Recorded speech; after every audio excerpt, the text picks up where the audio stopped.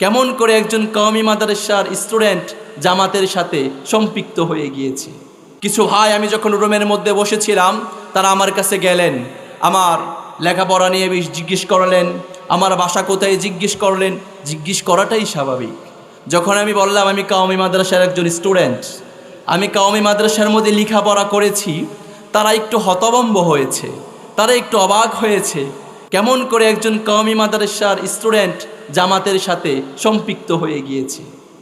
আমি নিজেকে জামাত হিসেবে পরিচয় দান করতে স্বাচ্ছন্দ্য বোধ করি, কেননা এটা আল্লামা দেলোয়ার হোসেন সাঈদী শিখিয়ে গিয়েছেন, মতিউর রহমান নিজামী শিখিয়ে দিয়ে গিয়েছেন, কাদের মোল্লা শিখিয়ে গিয়েছেন যে নিজেকে ইসলামী আন্দোলনের কর্মী হিসাবে মানুষের সামনে কি করবা, পরিচয় দিবা।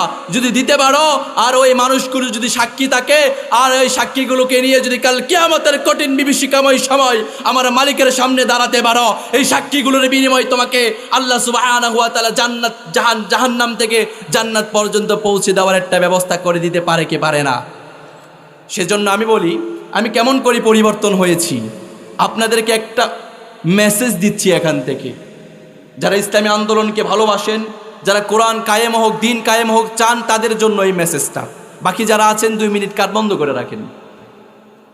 যারা চান ইসলাম ক্ষমতায় আসুক, ইসলামী আন্দোলন কায়েম হোক, দিন কায়েম হোক, তাদের জন্য মেসেজ এটা মাত্র। আমি কওমি মাদ্রাসার স্টুডেন্ট, কওমি মাদ্রাসায় লেখাপড়া করেছি। আমি কওমি মাদ্রাসায় লেখাপড়া করেছি চট্টগ্রামে। সেই সুবাদে আমি চট্টগ্রামে খেদমত করছি, সেখানেই ছিলাম, এখনও আছি। থাকাকালীন সেখানে বাংলাদেশ জামাত ইসলামের কিছু কর্মীদের সঙ্গে আমার পরিচয় হয়। তাদেরকে আমি রক্কাটা শিবির হিসাবেই চিনতাম, তাদেরকে বিভিন্ন সময় গালিগালাজ করতাম, তাদেরকে খারাপ বলতাম। আমি তাদেরকে বলতাম এরা কেমন ইসলামী দলের কাজ করে, এদের মুখে দাড়ি নাই, এরা প্যান্ট শার্ট পরে, এরা কেমন মানুষ, এদেরকে খারাপ তোহমত দিতাম, এদেরকে সব সময় খারাপভাবে বাজেভাবে মন্তব্য করতাম। তো একটা সময় এগুলো শোনার পরে কিছু যুবক আমার রুমের মধ্যে আসা যাওয়া শুরু করলো। একটা সময় তারা ছোট্ট ছোট্ট কিছু বই আমাকে হাদিয়া দিল, ইসলামের হাকিকত, নামাজের হাকিকত, এই যাবতীয় ছোট ছোট কিছু বই আমাকে হাদিয়া দিয়েছে। বইগুলো যেভাবে দিয়েছে সেভাবে আমি টেবিলের উপরে ছুঁড়ে ফেলে রেখে দিয়েছি, পড়ি নাই কখনো। করোনার সময় যখন সব বন্ধ, কিচ্ছু ভালো লাগছে না, আমি বইগুলো একটু একটু করে খুলে পড়তে লাগলাম। 2-1 পৃষ্ঠা যখন পড়েছি দেখি কেমন জানি ভালো লাগা কাজ করছে। ভালোই তো লাগে, আরে অনেক কিছু তো শেখা যাচ্ছে এখান থেকে।